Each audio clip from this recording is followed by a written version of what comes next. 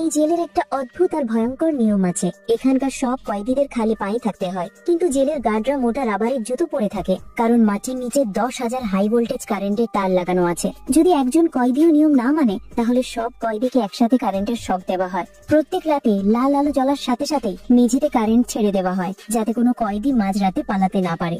এখানে খাওয়া দাওয়া শুধু নিজের সেলের মধ্যেই করা যায়, আর খাবার একটা টিউব সিস্টেমের মাধ্যমে দেওয়া হয়। এখানে গোসল করানো হয় অদ্ভুত ভাবে।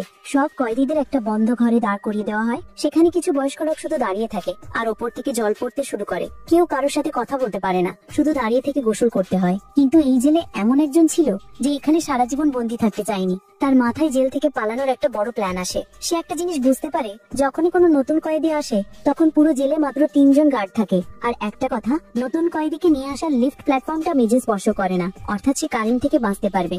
এইবার লোকটা বুঝে যায় যে নতুন কয়েদি আসার সময়টাই পালানোর সেরা সুযোগ। সে এটাও জানতে পারে যে জেলের পাবলিক টয়লেটের জলের পাইপে সমস্যা আছে, তাই সে রোজ রাতে ঘষা দিয়ে পাইপটা একটু একটু করে ভাঙতে থাকে। তারপর একদিন মেঝেতে জল বইতে শুরু করে।